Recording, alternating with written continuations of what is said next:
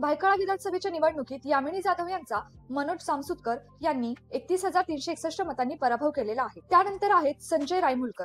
संजय रायमुलकर हे मेहकर विधानसभेचे आमदार होते। त्यांचा पराभव शिवसेना उद्धव बाळासाहेब ठाकरे या पक्षाच्या रामभाऊ खरात यांनी केला। रामभाऊ खरात हे 4,819 मतांनी विजयी झाले आहेत। त्यानंतर येतात उमरगाचे आमदार ज्ञानराज चौगुले। ज्ञानराज चौगुले यांचा पराभव शिवसेना उद्धव बाळासाहेब ठाकरे पक्षाचे प्रवीण स्वामी यांनी केला। नंतर येतो हाय व्होल्टेज मुकाबला, तो म्हणजे राज ठाकरे यांचे पुत्र अमित ठाकरे यांचा मतदारसंघ माहीम।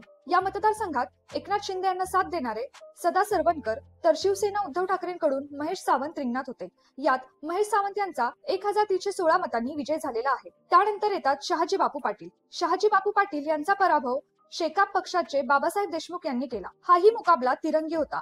यात शिवसेना उद्धव बाळासाहेब ठाकरे पक्षाकडून दीपक आबा साळुंखे उभे होते। यात बाबासाहेब देशमुख 25,386 मतांनी विजय झाले आहेत।